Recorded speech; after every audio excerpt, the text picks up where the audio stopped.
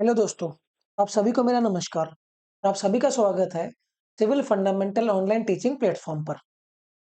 तो जैसे कि हमारा एसएससी जेई 2025 का नोटिफिकेशन हमारे सामने आ गया है, जिसकी एग्जाम डेट भी प्री डिफाइंड है, जो कि है 27 अक्टूबर से 31 अक्टूबर तक। और टोटल वैकेंसी भी हमें मिल गई। और टोटल वैकेंसी का अप्रोक्सीमेट जो बाइफर्केशन रहेगा वो कुछ ऐसा होगा कि 1000 वैकेंसी होंगी सिविल की अप्रोक्सीमेटली, और 340 वैकेंसी होंगी मैकेनिकल या इलेक्ट्रिकल की। ये आगे चल करके बढ़ भी सकती है और घट भी सकती हैं, नॉर्मल कंसिडरेशन में बढ़ी जाती हैं। उसके अकॉर्डिंग अगर देखा जाए तो हमारे पास टोटल मिलाकर के अप्रोक्स 3.5-4 महीने के आसपास है। बट किसी भी एग्जाम की प्रिपरेशन 1 महीना या 20 दिन पहले खत्म हो जानी चाहिए। तो हमने ये स्ट्रेटेजी जो प्लान करी है, जो मैं आपको देने जा रहा हूं आज, वो सिर्फ अगले 3 महीने की स्ट्रेटेजी ही है। तो एक एक चीज को बहुत ध्यान से देखना इस वीडियो के अंदर, क्योंकि एक प्लान वे से तैयारी करना बहुत ज्यादा जरूरी है अगर हमें अगले 4 महीने में कोई भी एग्जाम निकालना है तो इसमें हमारा एग्जाम पैटर्न जो होता है वो नॉर्मली 3 सेक्शंस में डिवाइड करा जाता है, जिसमें एक सेक्शन होता है टेक्निकल सिविल इंजीनियरिंग का, दूसरा सेक्शन होता है रीजनिंग का, और तीसरा सेक्शन होता है जनरल स्टडीज का। ठीक है। तो पिछले कुछ वक्त में लोगों ने इतनी ज्यादा मेहनत करनी शुरू करी है, जिसकी वजह से एक रेंज ऑफ कट ऑफ जो है वो बदल गई है। पिछले 4-5 सालों में जो अप्रोक्सीमेट, चाहे एग्जाम कैसा भी हो, जो सेफ स्कोर होता है, जो सेफ स्कोर है हमारा, वो जनरली रहता है 135 टू 140। अगर इतने मार्क्स आ रहे हैं तो हम जनरली सेफ स्कोर में या सेफ जोन के अंदर कंसीडर हमें हम खुद को कर सकते हैं। ठीक है।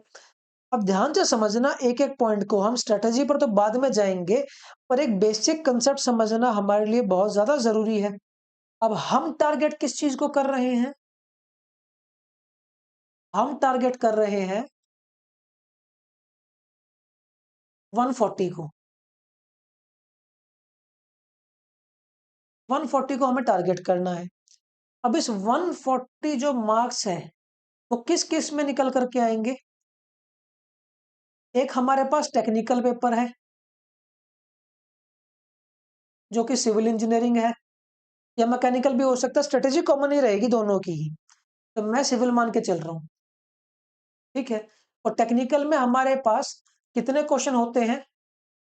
टेक्निकल पे हमारे पास होते हैं 100 क्वेश्चन, और हर क्वेश्चन वह 1 नंबर ऑफ मार्क्स का होता है।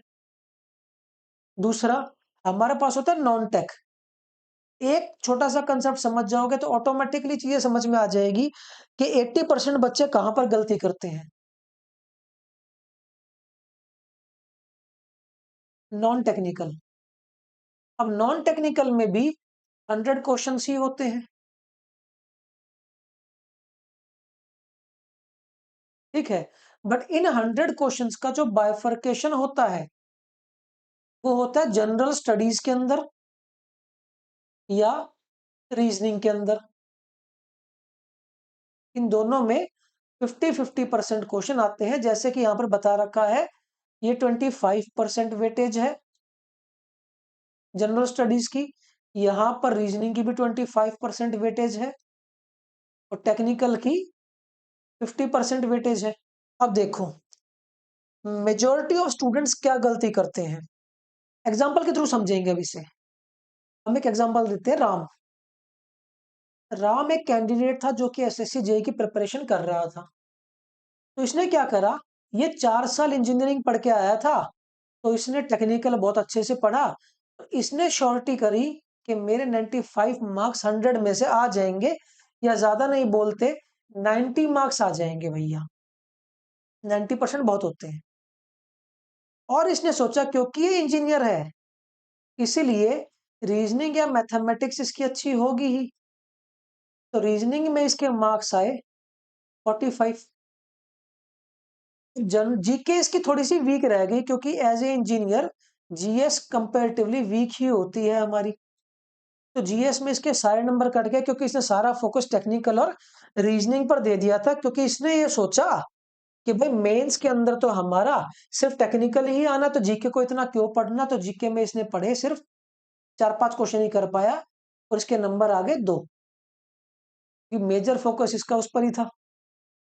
अब इसके अकॉर्डिंग, या 2 भी नहीं, मैं ज्यादा मान लेता हूँ, चलो मार्क्स इसके इसके मार्क्स आ जाते हैं यहाँ पर 5, क्योंकि उससे ज्यादा नहीं आएंगे अगर टेक्निकल उतना स्ट्रांग होगा तो। ठीक है, ज्यादा मार्क्स तभी आएंगे जब एक लॉन्ग रीच ऑफ प्रिपरेशन आप करोगे 2 से 3 साल। तो हुआ क्या यहाँ से, राम के अकॉर्डिंग, राम के जो मार्क्स आए वो आए 140, और 140 is a good score. It is a good score, इस पर सिलेक्शन इजीली हो जाएगा, मेंस लिख देगा राम। बट एग्जामिनर की सोच कुछ और ही थी। एग्जामिनर ने क्या बनाया, एग्जामिनर ने किस तरह का पेपर बनाया, उसने कर दिया टेक्निकल को सबसे ज्यादा टफ। ठीक है, रीजनिंग को कर दिया मॉडरेट, और जनरल स्टडीज को कर दिया उसने इजी। अब इस राम जो टेक्निकल में इतना ज्यादा साउंड था, उसके साथ हुआ क्या होगा वो समझो। उसके साथ हुआ होगा कि टेक्निकल उसका स्ट्रांग था, टेक्निकल टफ आ गया, तो टफ आ गया तो क्वेश्चन 90 से कुछ ना कुछ कम ही रह गए होंगे। ठीक है सर। तो अब राम के साथ क्या हुआ, राम के क्वेश्चन रह गए 75 के आसपास, क्योंकि पेपर तो टफ था। ठीक है, रीजनिंग में क्या हुआ कि मॉडरेट थी तो इसके 45 ही रहे, इसमें कोई चेंज नहीं आया। पर जीएस में राम के नंबर 5 ही रहेंगे, उसमें कोई चेंज नहीं आने वाला भैया। तो ये मार्क्स घट करके कितने हो गए, 125। अब ये स्कोर सेफ नहीं है 100%। गलती क्या करी राम ने, राम चाहे टेक्निकल में 90 छोड़ करके 75 की ही तैयारी कर लेता, बट उसे कम से कम जीएस इतनी पढ़नी चाहिए थी कि उसके जीएस में 20 to 25 मार्क्स आ जाए। ऐसा उसने नहीं करा।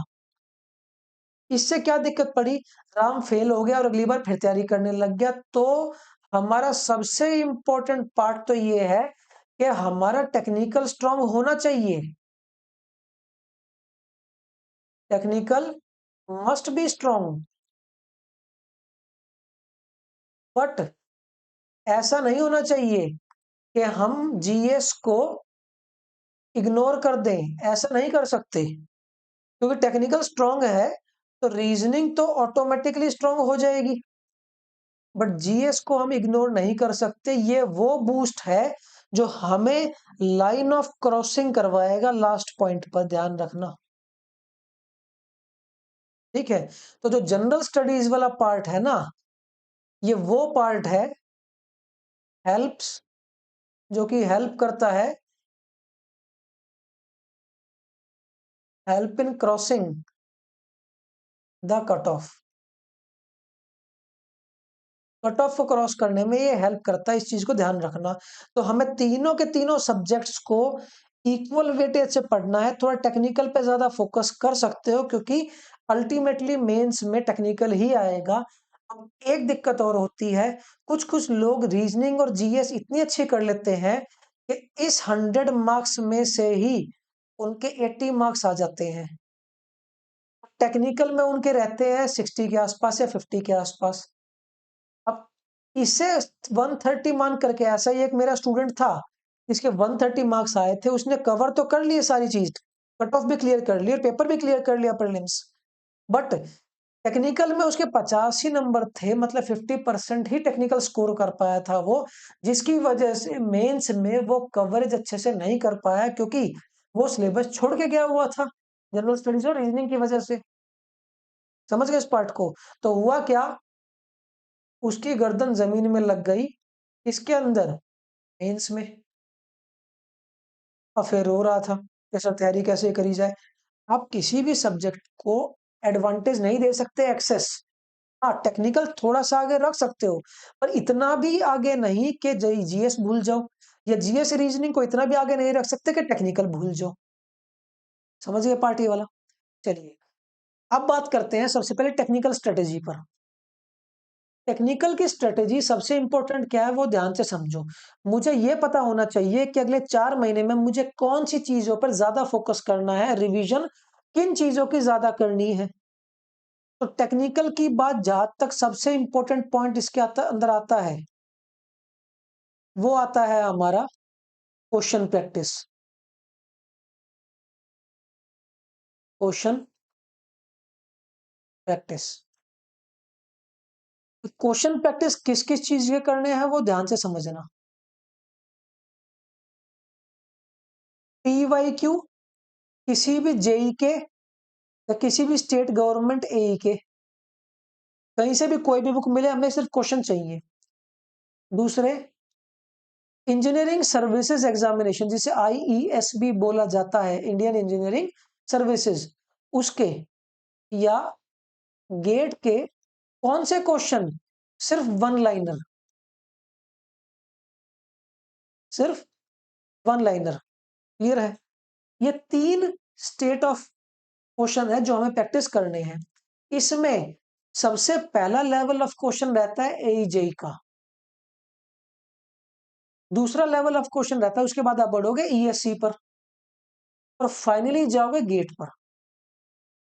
ठीक है? Question practice maximum amount of करनी है।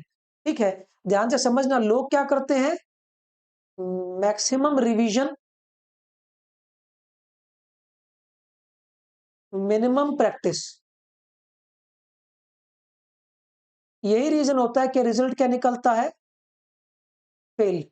जबकि हमें करना क्या चाहिए, हमें करना चाहिए maximum practice, question practice maximum रहनी चाहिए, और मिनिमम रिवीजन। क्योंकि आप जो भी चीज सीखोगे वो क्वेश्चन प्रैक्टिस से सीखोगे। एक किताब को 10 बार पढ़ने से उसमें पीएचडी नहीं होने वाली। तो सबसे इंपॉर्टेंट चीज, हमें एक बात तो पता लग गई कि प्रीवियस ईयर क्वेश्चन प्रैक्टिस करने और ज्यादा से ज्यादा करने हैं। अगर आप एक बार रिवीजन कर रहे हो तो कम से कम 4 बार क्वेश्चन प्रैक्टिस करनी पड़ेगी हमें। ठीक है? ऐसा करोगे तो लास्ट टाइम पर रिवीजन की दिक्कतें नहीं आएगी कभी भी। इंपॉर्टेंट क्या है, इंपॉर्टेंट ये है कि सब्जेक्ट की वेटेज किस बेसिस पर है। ठीक है? अब सब्जेक्ट की वेटेज है, हमने 5 सेक्शन में इसे डिवाइड करा है, section A, B, C, D and ई।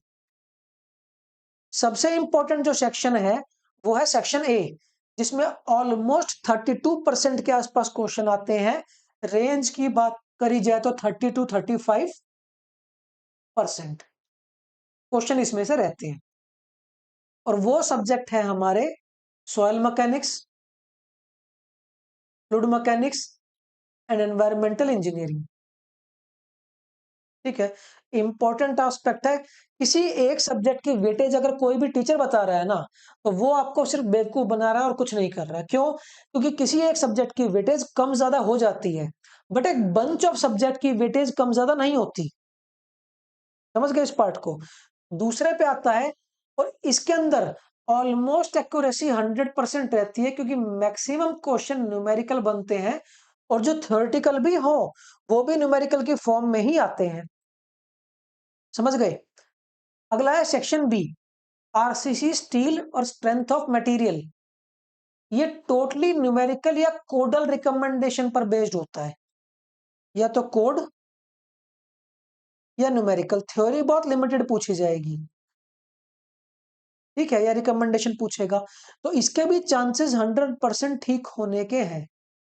तो ये दोनों ही पार्ट हमारे मिल करके 56% बनते हैं, तो ऑलमोस्ट आधा सिलेबस इन 5-6 सब्जेक्ट्स में कवर हो जाता है। अगर ये अच्छे से कर लिए, रिवीजन अच्छे से कर ली, तो हम उस पर्टिकुलर स्कोर को अचीव कर लेंगे जो हमें चाहिए। क्लियर है पार्टी वाला? अब ध्यान से समझना अगला पार्ट, सेक्शन सी। सी है theoretical portion, totally theoretical portion, but accurate portion है, ऐसा नहीं है कि कुछ भी पूछ लेगा। ठीक है, तो इसके अंदर भी ऑलमोस्ट 90% एक्यूरेसी रहती है। तो अगर ये स्टार्टिंग के 3 सेक्शन में निकाल लू ना, तो ये 78 मतलब सेक्शन की बात करूं, ए प्लस बी प्लस सी, ये ऑलमोस्ट 78% सिलेबस होता है पूरी इंजीनियरिंग का, किसी भी एग्जाम में, इवन एसएससी जेई नहीं, चाहे आप कोई भी एग्जाम दे देना। ठीक है, इन्हें बोलते हैं मेजर सब्जेक्ट। इनके बगैर आप उस कट ऑफ तक पहुंच ही नहीं सकते जो आपको चाहिए, क्योंकि हमें कितने मार्क्स चाहिए, मेरा टारगेट क्या होना चाहिए, मेरा टारगेट होना चाहिए जो टेक्निकल पार्ट है 100 मार्क्स का, उस 100 मार्क्स में से कम 80 मार्क्स मेरा टारगेट होना चाहिए, या 75 तो हो ही। और वो तभी होगा जब मैं मेजोरिटी ऑफ वो सब्जेक्ट कवर करूं जिनके अंदर मैक्सिमम मार्क्स लाने की एबिलिटी है, और जिनके अंदर मैक्सिमम मार्क्स आ भी सकते हैं, क्योंकि उसमें आर्बिट्रेरीनेस ऑफ क्वेश्चन नहीं होती, कोई भी टेढ़ा मेढ़ा क्वेश्चन, उल्टा पुल्टा क्वेश्चन नहीं पूछा जाता। ठीक है, अब बात करते हैं अगले 2 सेक्शंस की।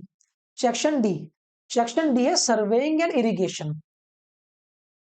ये वो सब्जेक्ट है जिसमें आर्बिट्ररी क्वेश्चन पूछने के चांसेस बहुत ज्यादा होते हैं, मतलब इरिगेशन में तो कुछ भी पूछ लेता है कभी कभी डैम में से। इसमें मुझे फोकस करना है, focus on specific topics, specific topics. सारी चीजें कवर करने के बजाय मुझे उन इंपॉर्टेंट टॉपिक्स पर फोकस करना पड़ेगा जिन पर क्वेश्चन रीसेंट ईयर्स में पूछे गए हैं। अब वो टॉपिक्स है कौन कौन से, जैसे कि इरिगेशन में ही लेसीज थ्योरी पर ही कई बार क्वेश्चन पूछे गए हैं, सॉयल मॉइस्चर पर ही कोई कई बार क्वेश्चन पूछे गए हैं, डैम्स पर क्वेश्चन पूछ लिए गए हैं, सर्वेइंग में थियोडोलाइट पर क्वेश्चन पूछे गए हैं काफी। ठीक है, मेजरमेंट पर क्वेश्चन पूछे गए हैं, ट्रैवर्सिंग पर क्वेश्चन पूछे गए हैं, कंपास सर्वे पर क्वेश्चन पूछे गए हैं। तो ये वो स्पेसिफिक टॉपिक्स हैं। क्लियर है पार्ट ए वाला? ठीक है, final, structure analysis and transportation engineering. और ट्रांसपोर्टेशन में सिर्फ हाईवे ही नहीं, रेलवेज भी इंक्लूड होगा। समझ गए इस पार्ट को? तो रेलवे पर भी क्वेश्चन पूछे जाते हैं, और स्ट्रक्चर तो ऑटोमेटिकली सोम जैसा ही एक एनालिसिस है, बट इनडिटर्मिनेट स्ट्रक्चर का है, तो वहां पर हम कवरेज कर सकते हैं। यहां पर ऑलमोस्ट सारे टॉपिक कवर हो जाते हैं, क्योंकि दोनों में उतने ज्यादा सिलेबस कवरेज है नहीं, लिमिटेड टॉपिक्स है, तो हम वो कवर कर सकते हैं। बट यहाँ की वेटेज जो है वो 80% के अलोंग एक्यूरेसी पे हम कर सकते हैं, अगर सब्जेक्ट को अच्छे से कवर करा जाए। सबसे कम एक्यूरेसी सर्वे और इरिगेशन पर ही रहती है। लगता है कि सर्वे बहुत आसान है, इरिगेशन बहुत आसान है, पर जब एग्जाम में आर्बिट्ररी क्वेश्चन आते हैं तो वहां पर दिक्कत हो जाती है। तो यहाँ पर 70% ही क्वेश्चन जनरली सही हो पाते हैं हमारे। अगर बात करी जाए सेक्शन डी और ई की, सेक्शन डी प्लस ई, तो यहां पर होती 22% वेटेज है। ठीक है, ये है वो सब्जेक्ट जो पुश करेंगे। फॉर एग्जांपल मैं सेक्शन ए बी सी में से 60 मार्क्स ले आया, तो अब इस 22 में से मैं 15 मार्क्स लेकर के आ सकता हूं, क्योंकि ये तो limited of number of questions है, एक्यूरेसी उतनी अच्छी भी नहीं रहेगी। तो ये वो सब्जेक्ट है जो आपको लाइन क्रॉस करवाएंगे। समझ गए इस पार्ट को? ठीक है, इंपॉर्टेंट चीज, टाइम कितना देना है अगले 3 महीने तक, क्योंकि मैं 3 ही महीने की बात करूंगा। अगले 3 महीने तक आपको टेक्निकल पे कितना टाइम देना है वो इंपॉर्टेंट है, और वही चीज समझनी है, ध्यान से समझना। तो डेली बेसिस पर हमने कुछ सिलेबस कवर कर लिए हैं, डेली बेसिस पर जो सब्जेक्ट कवर करे हैं उसकी रिवीजन करनी है, revision of covered syllabus, covered subjects, covered subjects जो है उनकी रिवीजन करनी है, प्लस उनके क्वेश्चन प्रैक्टिस करनी है जो आपको बताए हैं। ध्यान से समझ लेना, 10 साल तक रिवीजन करते रहो, कभी पेपर क्लियर नहीं होने वाला। क्वेश्चन प्रैक्टिस मेजर पार्ट होता है और ये पार्ट है हमारा कम से कम 4 आवर्स का, जिसमें 2 ही घंटे रिवीजन किया। मैं मान के चलूं इसे कि ये 5 घंटे का पार्ट है। 5 आवर में अगर मैं रिवीजन को टाइम दूं, मैं कोई भी सब्जेक्ट रिवाइज करता हूं, मान लो स्ट्रेंथ ऑफ मटेरियल में मैं bending moment shear force resist करता हूं, तो वो रजिस्ट रिवीजन करने के लिए मुझे 1.5 घंटे से ज्यादा टाइम नहीं लगेगा। ठीक है, और मुझे चाहिए 2.5 आवर्स क्वेश्चन प्रैक्टिस में। इस चीज को ध्यान रखना, कोई भी टॉपिक रिवीजन करते हो, वरना एसएससी जेई 5 साल की मैराथन बन जाएगी। क्लियर है? दूसरा पार्ट, दूसरी चीज क्या करनी है, जो भी न्यू टॉपिक पढ़ना है, नया टॉपिक पढ़ना है, न्यू टॉपिक, जिन लोगों की तैयारी पूरी हो चुकी है ना, वो तो सारा सब्जेक्ट रिवीजन और क्वेश्चन प्रैक्टिस में दे सकते हैं, बट मेजोरिटी ऑफ लोगों का सिलेबस नहीं हुआ होगा। तो जो भी नया टॉपिक या नया सब्जेक्ट कवर करना है, उसे कवर करना है, प्लस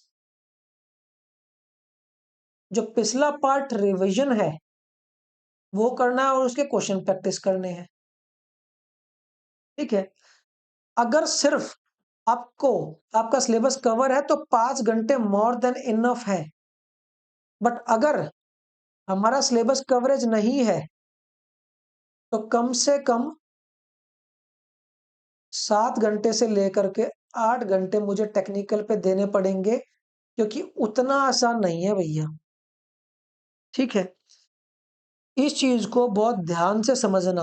अगर आप इस स्ट्रेटेजी पर काम करते हो, और सब्जेक्ट पढ़ने कौन से हैं वो हमने ऊपर देख ही लिया, क्लियर है, तो मैं एश्योरेंस करता हूं कि आपके 75+ मार्क्स इसके अंदर आ जाएंगे। कितने में से? Out of 100। और ये एक रीजनेबल मार्क्स है, एक रीजनेबल पेपर के लिए। क्लियर है? तो ये एक बेसिक स्ट्रेटेजी है कि हमें सब्जेक्ट कौन से सिलेक्ट करने हैं, किस तरह सिलेक्ट करने हैं, और कम से कम कितना टाइम देना है। इसे भी आप बाइफरकेट कर सकते हो।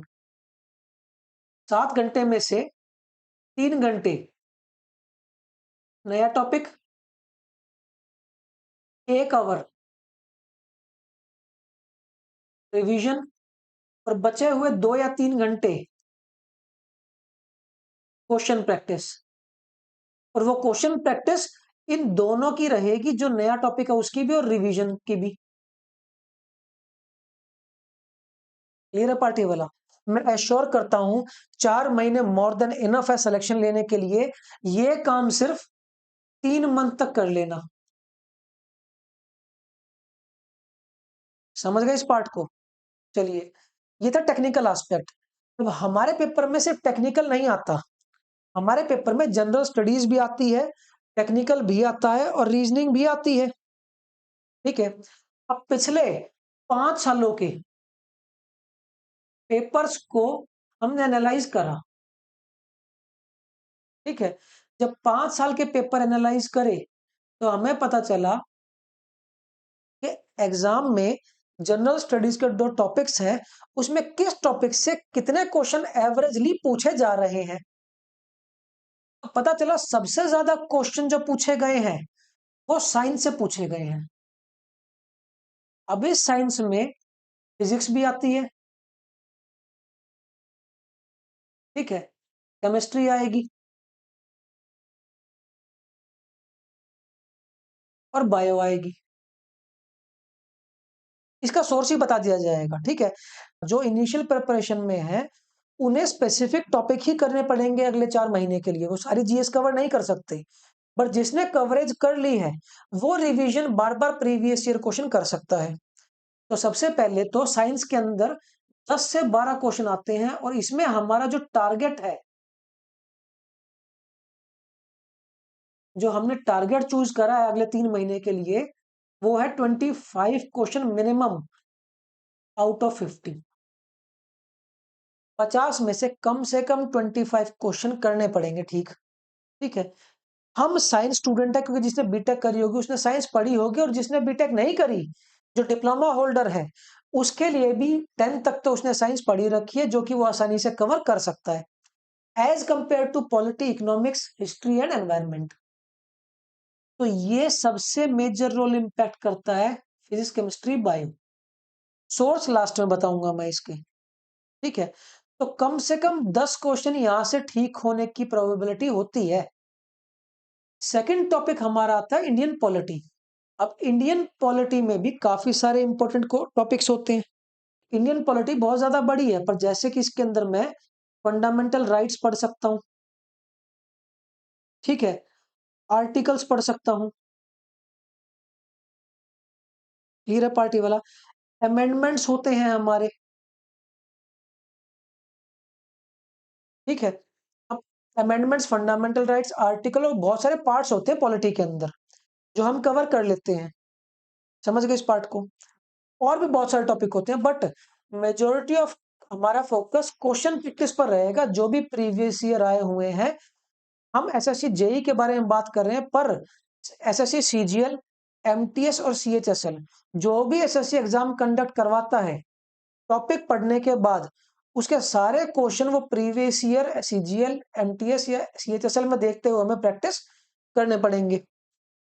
ठीक है। अब इसमें वेटेज ऑलमोस्ट 7 क्वेश्चन की रहती है। ये दोनों वेटेज इसलिए बताई जा रही हैं क्योंकि साइंस, पॉलिटी और इकोनॉमिक्स, ये 3 सब्जेक्ट ऐसे हैं जिनके मैक्सिमम चांसेस होते हैं कि अगर क्वेश्चन आए तो वो ठीक हो ही जाएंगे। जबकि हिस्ट्री, करंट अफेयर्स और स्टैटिक जीके, इन सब में कोई ऐसे चांसेस नहीं होते कि अगर क्वेश्चन आ गया तो वो ठीक हो ही जाएगा। अगला आता है इकोनॉमिक्स। इकोनॉमिक्स में भी कुछ इंपॉर्टेंट टॉपिक्स होते हैं जो डायरेक्टली पूछ लिए जाते हैं, जैसे जीडीपी के बारे में पूछ लेता है, ठीक है, नेशनल इनकम के बारे में पूछ लेगा, इस पर टॉपिक पूछ सकता है, ठीक है। बैंकिंग पर क्वेश्चन पूछे जा सकते हैं, या आज के टाइम पर बहुत सारी पॉलिसीज इंट्रोड्यूस करती है गवर्नमेंट, उन पॉलिसीज के बारे में पूछा जा सकता है, या बैंकिंग रेट, या 5 ईयर जो प्लान हमारे पहले थे उनके बारे में चीजें पूछी जा सकती है। अब काफी वास्ट सिलेबस है, बट हमें टॉपिक्स पर कंसाइज रहना होता है, कम से कम इतने टॉपिक तो कवर होने चाहिए, ठीक है। अब ये साइंस, पॉलिटी, अगर मैं बात करूं सबसे पहले पॉइंट की और डिवाइड कर दूं इसे साइंस में, पॉलिटी में और इकोनॉमी में, ये 3 पार्ट्स की ही अगर बात मैं करूं, इसी में ही 20 से 25 क्वेश्चन पूछ लिए जाते हैं, ठीक है। तो सबसे इंपॉर्टेंट एस्पेक्ट जनरल स्टडीज का यही है, ठीक है। अब सेकंड नंबर पे मैं बात करूंगा जो हमारी स्टैटिक जीके है। सेकंड नंबर पे बात करी जाएगी जो हमारी स्टैटिक जीके है। अब स्टैटिक जीके में क्या क्या चीजें आ सकती है वो ध्यान से समझो। जो आर्बिट्रेरी चीजें पूछी जा सकती है, जैसे कि म्यूजिक के बारे में पूछ लेगा, ठीक है, फेस्टिवल्स के बारे में पूछ लेगा, डेज, कौन से दिन इंपॉर्टेंट है, जैसे लेबर डे क्या कब मनाया जाता है, ठीक है, योगा डे कब मनाया जाता है, इस तरह की चीजें। तो ये चीजें आर्बिट्ररी फॉर्म में पूछी जा सकती है। डाटा ज्यादा है, पर यूट्यूब पर कोई भी वीडियो तो आप चला लेना, सभी वीडियोस में इनका डाटा ऑलमोस्ट सेम ही मिलेगा। या कभी कभी डांसेस पर चीजें पूछी जाती है कि कौन कौन सा फोक डांस कहाँ कहाँ का है, राजस्थान का फोक डांस क्या है, ठीक है, असम का फोक डांस क्या है। अब इन पे अगर दो दो लेक्चर भी आप सुन लोगे, एक एक दो दो घंटे के, आपके ऑलमोस्ट 4 से 5 क्वेश्चन निकल करके आ सकते हैं। अगर टोटल 10 क्वेश्चन आ रहे हैं तो 30 to 40% क्वेश्चन हो सकते हैं 2-2 घंटे की वीडियोस में भी। जबकि साइंस पॉलिटी जो है काफी बड़ा सिलेबस है, काफी वास्ट सिलेबस है इनका, इसमें टाइम लग जाता है। क्लियर है पार्ट ए वाला? तो हमारा स्टैटिक जीके भी कवर। एनवायरमेंट,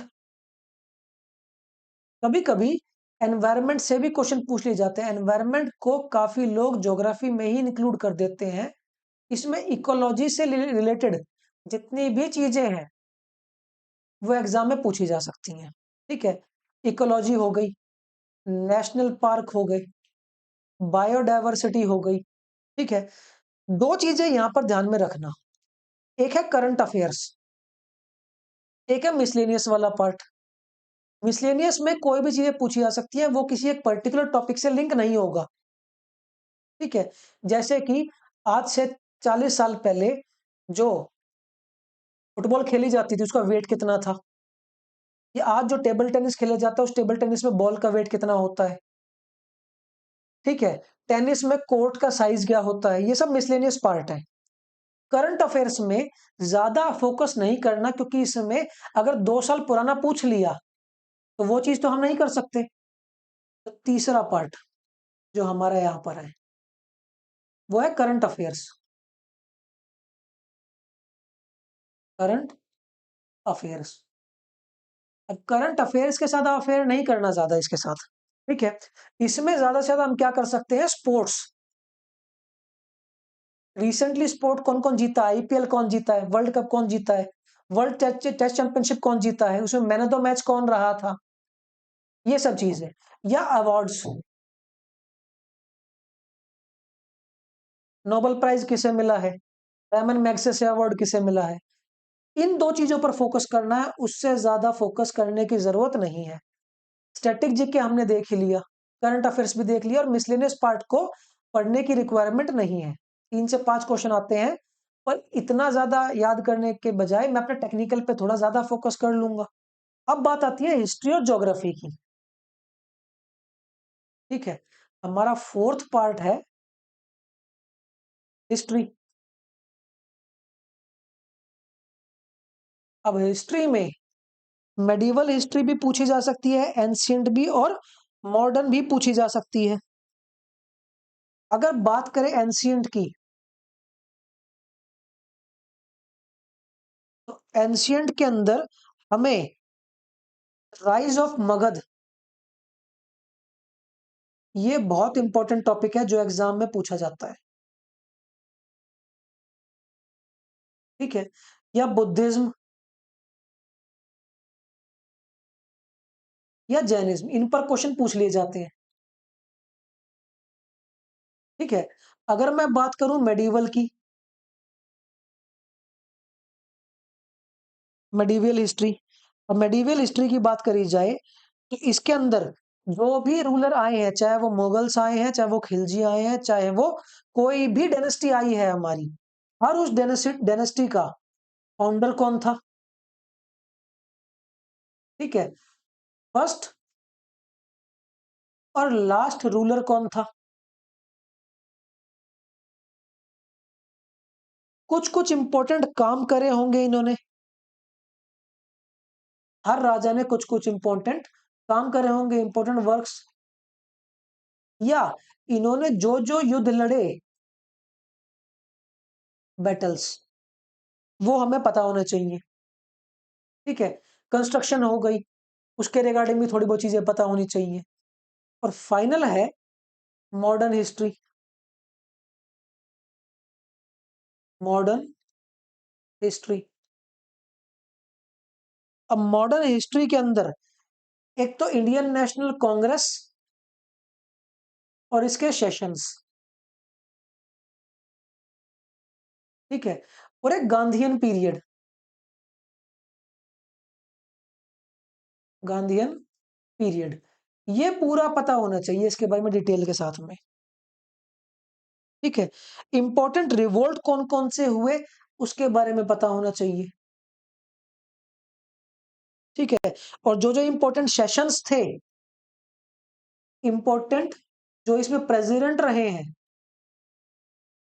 अलग अलग सेशंस में, वो पता होना चाहिए। डाटा और भी ज्यादा है, क्योंकि जनरल स्टडीज की कोई लिमिट नहीं है। इसे खत्म करने लगोगे तो कभी भी खत्म नहीं होती, क्योंकि यूपीएससी से लेकर के एसएससी तक इसकी कोई लिमिट नहीं है कि हमारे पास कितना डाटा है और कितना हमें पढ़ना है। बट इंपॉर्टेंट एस्पेक्ट को पढ़ना थोड़ा सा ज्यादा जरूरी होता है। ठीक है। और फाइनली आती है हमारी ज्योग्राफी।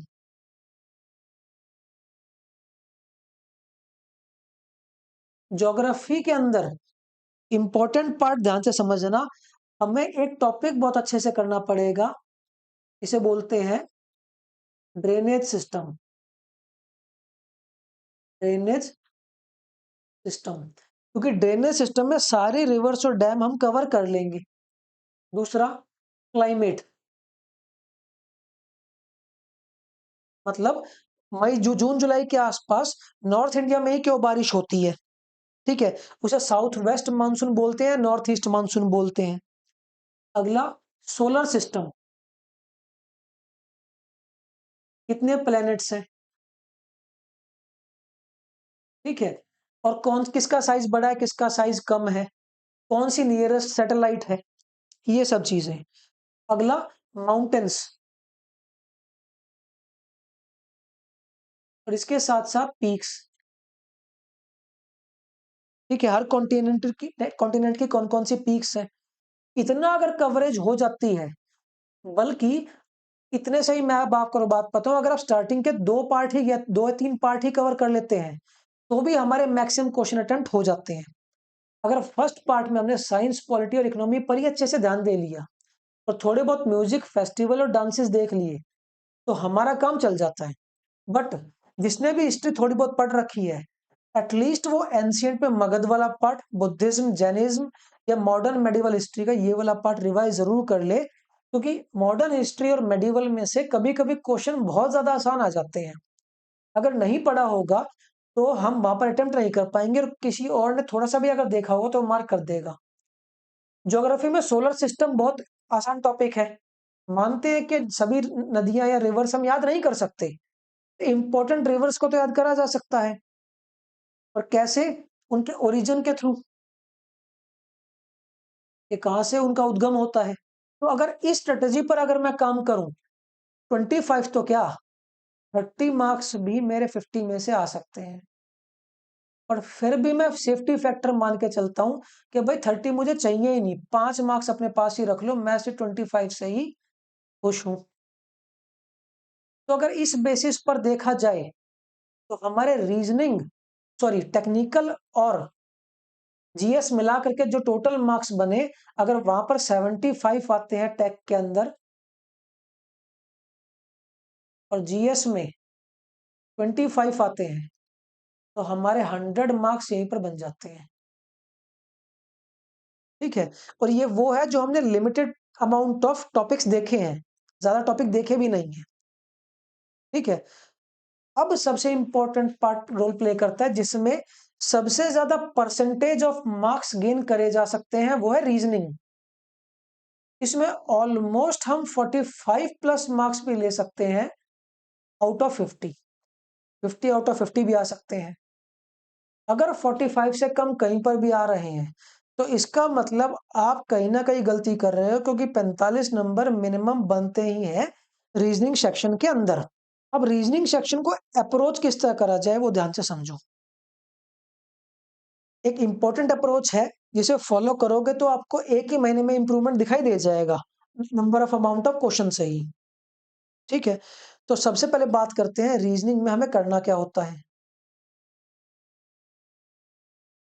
कोई भी पुराने paper, SSC, JE, CGL, MTS या सीएचएसएल, कोई भी 5 मॉक देना आज जा करके। ठीक है, उन 5 मॉक में से आपके जो परसेंटेज ऑफ क्वेश्चन ठीक होंगे वो ऑलमोस्ट 60% ठीक होने की प्रोबेबिलिटी ज्यादा है। मान के चलता हूं कि मैं 50 क्वेश्चन का मॉक है। ठीक है, तो नॉर्मल आप प्रैक्टिस भी करते रहोगे अभी तक, तो भी उसके हिसाब से भी 30 क्वेश्चन करेक्ट होने की उम्मीद है। या 25 या 27 या 22, एवरेजली 30 पर रहेगी। 20 क्वेश्चन ऐसे होंगे जिनके गलत आपके होने के चांस है, या आपसे हुए ही नहीं होंगे या वो गलत हो गए होंगे। ठीक है, मान के चलते हैं कि पांचों टेस्टों की एवरेज निकल करके एवरेजली 30 आई, जिसमें मैंने ठीक क्वेश्चन करे। मेरा फोकस इन 20 क्वेश्चन पर होगा अगले 3-4 महीने। वो कैसे? इन 20 क्वेश्चन के रिलेटेड टॉपिक्स में देखूंगा, जैसे कि मान के चलता हूं इन 20 क्वेश्चन में एक टॉपिक है सीरीज, या मैं मान के चलता हूं इसमें एक टॉपिक है ब्लड रिलेशन। अब ये दोनों टॉपिक मुझे पता चल गए कि हर मॉक के अंदर गलत हो रहे थे। इसका मतलब मुझे इनकी प्रैक्टिस करनी जरूरी है, या ऐसा हो सकता है सिटिंग अरेंजमेंट। ठीक है, और भी क्वेश्चन हो सकते हैं, एनालॉजी के क्वेश्चन हो सकते हैं। पता चले कि ये क्वेश्चन मुझसे रिपीट मोड पे गलत हो रहे हैं। अब मुझे करना क्या है वो ध्यान से समझो। मुझे डेली एक मॉक देना है, डेली एक मॉक टेस्ट देना है। ठीक है, और इसमें से जो 20 क्वेश्चन में से उसके कंसर्न टॉपिक थे ना, मुझे वो यूट्यूब से पढ़ने हैं, जिसके लिए किसी को कोई पैसा देने की जरूरत नहीं है, फ्री में सब अवेलेबल है। फॉर एग्जाम्पल मुझसे सीरीज से क्वेश्चन नहीं हो रहे, मैं सर्च मारूंगा top 50 question of series of reasoning of SSC CGL या जेई, मेरे पास 50-60 वीडियो आ जाएंगी, कोई भी सुन के आप देख सकते हो। प्रॉपर इसका सजेशन भी मैं आपको दे दूंगा, आपको कौन सी सुननी चाहिए। अब आपने एक मॉक टेस्ट दिया, एक तो है ये बाइफर्केशन। दूसरा डेली क्या करना है, मुझे एक टॉपिक को स्टडी करना है, और वो टॉपिक वही होना चाहिए जो मुझसे गलत हुआ था इनिशियली जब मैंने 5 मॉक दिए थे। ठीक है, अगर एक क्वेश्चन भी गलत हो रहा है रिपीट मोड पे, तो उसका टॉपिक पढ़ लो यूट्यूब पर सर्च मार करके। ये दोनों काम करने में आपको 3 घंटे लगेंगे अप्रोक्स। ठीक है, और ये स्ट्रेटेजी 3 महीने तक चलेगी। अब फायदा क्या है सर? जब मैंने मॉक दिया, तो मॉक देने पर कुछ क्वेश्चन मेरे रहे होंगे अटेम्प्टेड।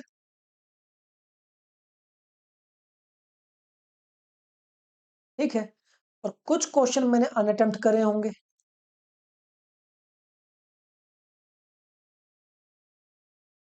ठीक है, कुछ अटेम्प्ट करे और कुछ अनअटेम्प्ट रह गए।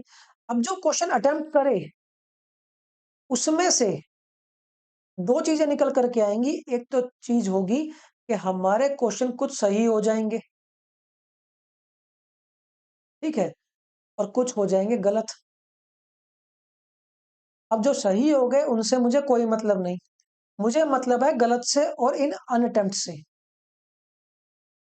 मेरा कंसर्न रहेगा रॉन्ग क्वेश्चन से और जो क्वेश्चन अनअटेम्प्ट करे हैं उनसे। इन क्वेश्चन का एनालिसिस उसी दिन करना है कि ये क्वेश्चन क्यों नहीं हुए। अब ये देखना है क्या ये क्वेश्चन इन्हीं क्वेश्चन में थे जो ये 20 क्वेश्चन हमसे इनिशियली नहीं हो रहे थे, तो उसके लिए तो मैं टॉपिक स्टडी कर ही रहा हूं। बट अगर कोई नए क्वेश्चन है, तो अपनी नोटबुक में मार्क कर लो कि इस तरह के क्वेश्चन मुझसे गलत हो रहे हैं या अटेम्प्ट नहीं हुए। क्योंकि जब क्वेश्चन पेपर टफ बनता है ना, तो उसमें अनअटेम्प्ट और ये रॉन्ग क्वेश्चन ही डाल दिए जाते हैं जो आपसे नहीं हुए थे, जिसकी वजह से फिर आपको लगता है कि भाई पेपर तो बहुत ज्यादा टफ था, पर जब रिजल्ट निकल करके आता है तो majority of question 40-45 question attempt करके आते हैं सही। क्लियर है? तो हमारा मेन फोकस रहेगा इन टॉपिक्स पर, या उस पार्ट पर जो क्वेश्चन मुझसे मॉक देते हुए गलत हुए हैं। अब ऐसा करते करते 3 महीने में आप ऑलमोस्ट 90 मॉक टेस्ट दे चुके होंगे। ठीक है, अब 90 मॉक में से मान के चलते और ये पीवाई क्यू ही होंगे सारे। अब इस मॉक टेस्ट में अब पिछले 5 सालों के हर साल 3 या 4 शिफ्ट होती हैं, तो ऑलमोस्ट 20 जो PYQ है वो SSC जेई के दे देना, और प्रीवियस ईयर के 20 PYQ CGL के दे देना, SSC CGL। 20 PYQ आप देना MTS के, 20 PYQ आप देना CHSL के। ये चारों के चारों एग्जाम SSC कंडक्ट करवाता है। 80 दिन का डाटा है ये, प्लस 10 देना मॉक टेस्ट जो प्रीवियस ईयर नहीं आए हुए पर एक्सपेक्टेड क्वेश्चन है। ठीक है, जब ये क्वेश्चन कर लोगे तो 90 दिन के बाद भी आपके पास कम से कम 20 दिन बचेंगे, क्योंकि टोटल टाइम हमारे पास अवेलेबल है 3 महीने 20 दिन के आसपास। ठीक है, अब इन 20 दिनों के अंदर सिर्फ हमें रिवाइज करने हैं कौन से क्वेश्चंस जो मुझसे अनअटेम्प्ट रहे थे या जो गलत हुए थे, या जब मैं एनालिसिस कर रहा होऊंगा तो उसमें कुछ ऐसे क्वेश्चन भी होंगे जिन क्वेश्चन में टाइम ज्यादा लगा था। अब टाइम अगर किसी क्वेश्चन में ज्यादा लग गया तो उसका रिफ्लेक्शन कहां पर हमें दिखाई देगा कि हम आगे जल्दी जल्दी क्वेश्चन करेंगे और हमसे क्वेश्चन गलत होंगे 100%। जब ये रिवीजन करोगे आखिरी के 20 दिन में स्टेज में पहुंच चुके होगे तो मैं श्योरिटी देता हूं कि आपके 45 प्लस मार्क्स ऑटोमेटिकली आ जाएंगे, और ये 45 50 भी हो सकते हैं। ये वो बेसिक स्ट्रेटेजी है जिसे फॉलो करके हमारे टेक्निकल में 75 मार्क्स बन सकते हैं, जनरल स्टडीज में 25, और ये मिनिमम मार्क्स है, कम से कम इतने बनेंगे। और फाइनली रीजनिंग के लिए मार्क्स बन सकते हैं 45। तो यहां से हम 145 तक मार्क्स पर पहुंच जाते हैं। अगर मैं इसमें प्लस माइनस 5 कर लूं तो घट घटा करके मान लो नेगेटिव क्वेश्चन माइनस भी कर लूं, 20 क्वेश्चन नेगेटिव हो भी गए, मान के चलता हूं आपने 1 अटेम्प्ट करे, 28 क्वेश्चन नेगेटिव हो गए, मतलब 1/4 नेगेटिव हो गया, इसका मतलब -7। तो ऑटोमेटिकली मैं 137 पर पहुंच गया। ये भी हमारा सेफ स्कोर है प्रीलिम्स निकालने के लिए एसएससी जेई का। और ये नॉर्मलाइज्ड मार्क्स नहीं है, ये रॉ मार्क्स हैं जो एवरेज मॉडरेट पेपर में हमें लेने पड़ेंगे। ठीक है, इतने मार्क्स आते हैं तो नॉर्मलाइज्ड कुछ ना कुछ ज्यादा ही रहेंगे, पर हम बात करेंगे सिर्फ रॉ मार्क्स की, कि मान के चलते इतने ही रह गए। अगर इतने ही रह गए तो हमारी कट ऑफ इजीली क्लियर हो जाएगी। समझ गए इस पार्ट को? ठीक है, रीजनिंग पर फोकस अच्छे से रखना, क्योंकि ये मिनिमम टाइम में मैक्सिमम आउटपुट देता है। ठीक है, इसका एक ही फायदा है सिर्फ रीजनिंग का, कि मिनिमम टाइम मैक्सिमम आउटपुट। क्योंकि 90% मार्क्स आ सकते हैं और ऑलमोस्ट 100% भी आ सकते हैं। वो 100% ना टेक्निकल में आ सकते हैं और ना ही जीके में आ सकते हैं, बट उनका भी अपना एक सिग्निफिकेंस है, क्योंकि फाइनली तो मुझे 140 पर पहुंचना है ना। क्लियर है पार्टी वाला? तो ये प्रिपरेशन स्ट्रेटेजी थी जो एसएससी जेई 2025 के लिए है हमारी। इस स्ट्रेटेजी को फॉलो करते हुए अगर आप अगले 3 महीने अच्छे से प्रिपेयर करते हो तो मैं श्योरिटी देता हूं कि इजीली वो एग्जाम निकल जाएगा। चाहे किसी का सिलेबस 50% हुआ हो, चाहे 60%, चाहे 70% या 100%। ठीक है, हाँ, जहां तक सोर्सेज की बात करी जाए, सोर्सेज की बात करी जाए तो अगर जनरल स्टडीज के लिए सोर्स बताऊं तो आप परमार एसएससी के यूट्यूब पर फ्री अवेलेबल वीडियो है, परमार एसएससी की pre revision batch,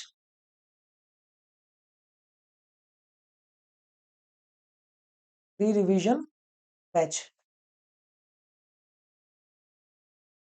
majority of question आपको यहाँ पर मिल जाएंगे जो प्रीवियस ईयर आए हुए हैं, तो डिटेल एक्सप्लेनेशन के साथ में। अगर रीजनिंग की बात करी जाए,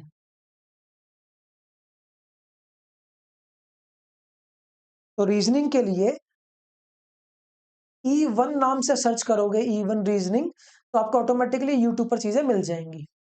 बट अप्रोच वही रखनी है जिस तरह से आपको बताया गया है। ऐसा मत करना कि वीडियो पे वीडियो सुने जा रहे हो और क्वेश्चन प्रैक्टिस हो नहीं रही। ठीक है, तो रीजनिंग को उसी तरह लेना कि जिस तरह से आपको समझाया गया है हमारी स्ट्रेटेजी के अंदर। तो चलिए दोस्तों, आई होप ये स्ट्रेटेजी वीडियो आपके लिए हेल्पफुल हो। अपने एग्जाम की तैयारी मन लगाकर करिए। हमारे पास इतना टाइम अवेलेबल है कि हम अगर इसका प्रॉपर तरीके से यूटिलाइज करें, प्रॉपर प्लानिंग के साथ, जैसा कि आपको बताया गया है, तो हम वो टारगेट अचीव कर लेंगे जो हमें चाहिए। बस इस चीज पर फोकस करना है कि डेली टारगेट्स हमारे अचीव होने चाहिए। ताकि किसी भी क्वेरी के लिए contact us on Telegram and WhatsApp group, link आपको डिस्क्रिप्शन में मिल जाएगा। All the best for your preparation, will see you in the next video.